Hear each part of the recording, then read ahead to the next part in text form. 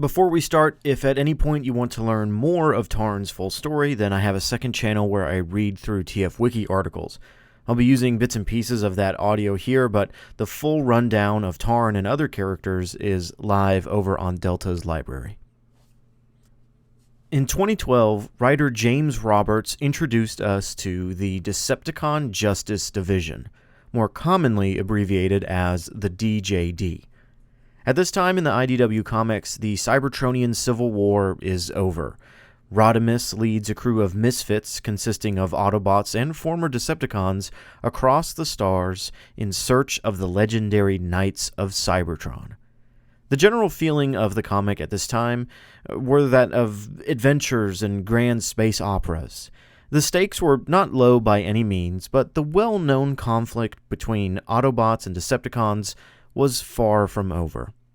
Or so some had believed. The DJD is a highly skilled group whose sole purpose in life is to hunt down and eliminate Decepticon traitors, and leading that group is Tarn. Tarn is a complicated character. We need to understand why he's so feared among the Autobots and Decepticons alike.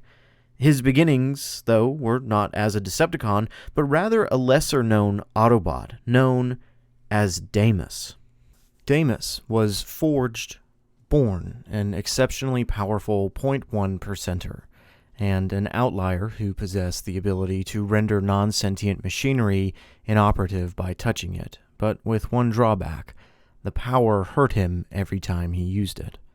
Before the war, Deimos attended the Jiaxin Academy of Advanced Technology, where they possibly attempted to analyze his brainwave patterns and kept his outlier status hidden from the Senate and Functionist Council. At some point, he crossed the Senate and was subjected to Emperata. His hands and head were replaced to mark him out as someone to shun. After that, to tie in with his power, he started calling himself Glitch. When Orion Pax devised a plan to steal a bomb disguised as the Matrix from Nominus Prime's corpse, his senator friend recruited Deimos, Windcharger, and Skids from the Academy to participate in the heist. Deimos's part in the plan was to deactivate the deflector beams above the primal basilia, and despite a slight hitch where Deimos accidentally jammed Skid's grappling hook by touching his arm, the plan ultimately succeeded. Following Shockwave's capture and brainwashing by the Senate, the Outliers stuck with Orion Pax and aided him in defending a hotspot in Allion from Sentinel Prime's forces. During this whole affair, Orion Pax had recommended reading Megatron's treatise around Glitch. Powerful stuff, he said. Thanks to Chrome Dome's memory wipe only partially working on him, Deimos hung on to Pax's overheard recommendation and took his first step towards a dark path. Exactly how and when Deimos joined the Decepticons is unknown, but Megatron would later claim that he deliberately corrupted Tarn to hurt someone and prove a point. Deimos joined early enough to be at the beginning of Megatron's march across Cybertron. Rebuilt under the supervision of Loeb, Deimos's power and endurance was considered by Prowl to put him on the same level as a Phase Sixer. His mask was taken as a sign of Decepticon supremacy, but at least so he told himself. It really was so nobody would notice when he closed his eyes around Decepticon brutality. In one particular battle during the war, Deimos tussled with Thunderclash. Deimos became Commandant of Grindcore Prison, where he became associated with the Empyrean Suite, playing it at maximum volume to drown out the screams of the prisoners he executed via smelting. In this way, he was trying to deliberately bastardize a song composed by Eucraphia to celebrate Prima and the Citadel of Light. One of his prisoners, soon after the prison smelting chamber had malfunctioned, was his old comrade, Skids. Deimos bargained with Skids to fix it, telling him that it was a teleport chamber, and 50 prisoners would be released from Grindcore for this, and was able to con Skids into thinking that he could be trusted. Skids was relaxed enough around Deimos to take praise genuinely and push for more freed prisoners later. In the end, Deimos sent all 50 prisoners to the teleportation chamber and cruelly forced Skids to watch it as he used it to execute a group of prisoners, including Skids' cellmate, Quark, melting them down into raw materials for use in the creation of MTOs. Deimos deliberately used the event to cripple Skids' religious faith. After Deimos became leader of the Decepticon Justice Division as Tarn, and would never again use his old name, his powers developed to the point where he could shut down sentient machines using his voice alone. Tarn is a Decepticon through and through. He is so obsessed not only with the faction, but really its founder Megatron. So much so that upon seeing his idol renounce his ways later on in the comic, the only thing that he feels he can do is end his own life. Tarn's faceplate being the Decepticon insignia isn't just for looks, it's an outward appearance of what he truly is inside. He calls his mask his face. He is the Decepticon faction. Full of rage and self-righteous delusions, he sees himself as the continuation of what Megatron had started so many decades ago. He's snapped out of this moment of weakness and suicide when trying to take his own life only by the realization that he is on a holy journey to restore the Decepticons with or without their founder.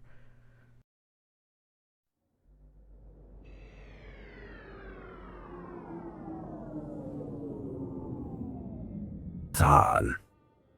Megatron. At least let me see your face. This is my face. What did you want to say to me? I surrender. You Surrender? Of course you do. That's all you do these days. I haven't finished. I surrender on one condition. That you spare the others. Your life to preserve theirs. They're only in this situation because of me. That's true of all of us. You think I'd be standing here looking like this if it wasn't? If you hadn't... I know. I corrupted you. You liberated me. You helped me realize my potential. You saw greatness in me. You saw yourself. I saw an opportunity to hurt someone. I saw a chance to prove a point. After all, if you could be turned. You think I've changed, but all I've done is change you back. I'm more him than the monster he became. The monster you still idolize. My Megatron is a hero. A revolutionary who knew when to fight and when to keep fighting. I went too far. Did you? Of course I did. You're proof of that. You've achieved more than any Cybertronian who's ever lived. Yes. So, why does it feel as if I've wasted my life?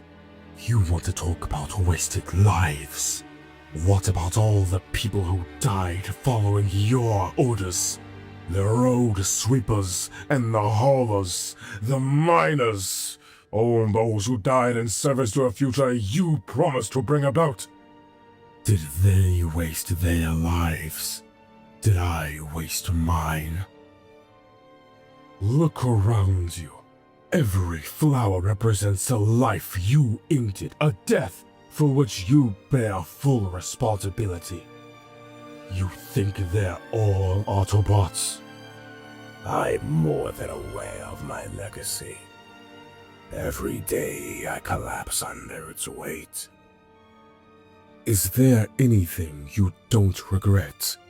Anything you wouldn't change? I don't know. What do you know? I know everything is connected. I know it's impossible to preserve some moments and not others, however tempting it might be. I know that not long ago someone tried to kill me before I was born. And I know I hated them less for their ambition than their failure to realize it. That's enough! I can't stomach any more of this.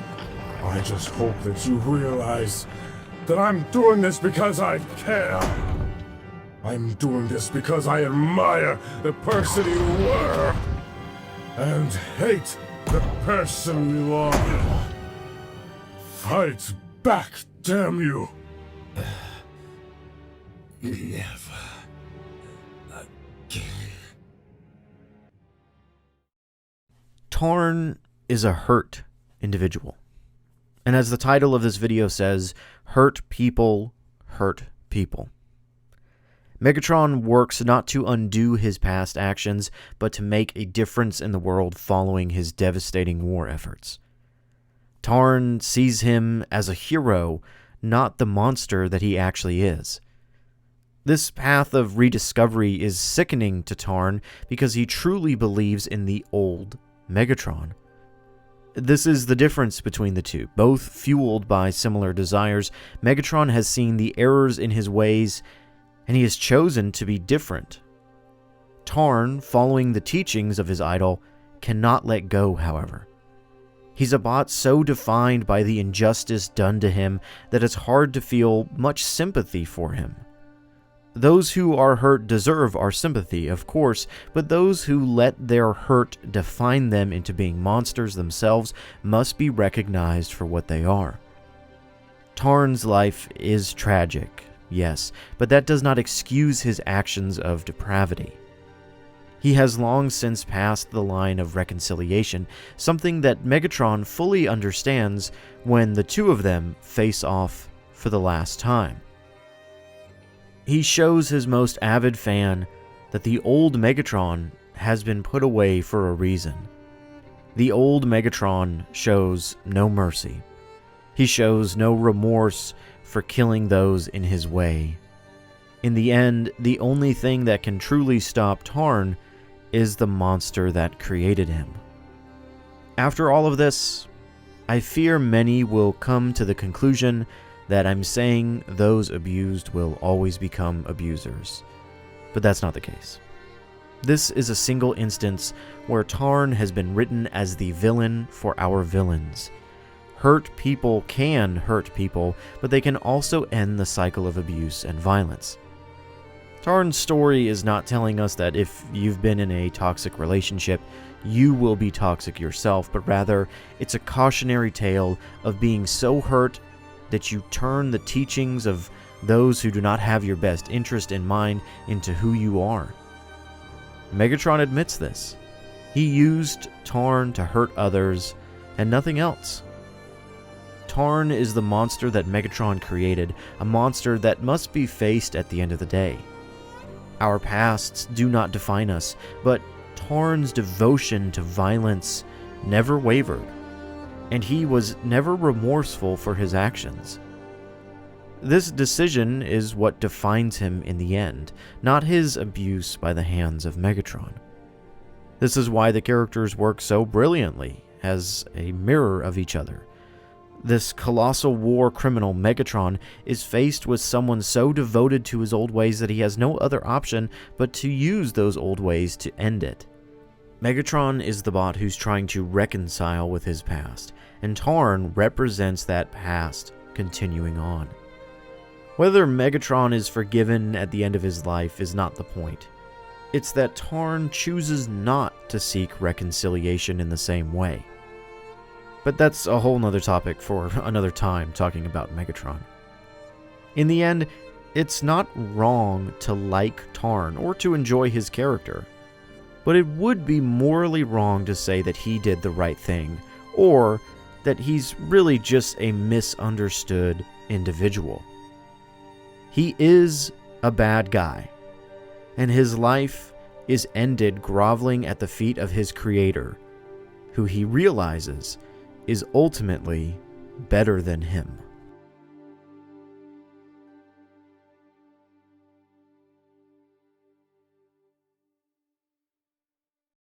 Whew. Alright, the Tarn video, finally, after 2 years, I finally got around to it.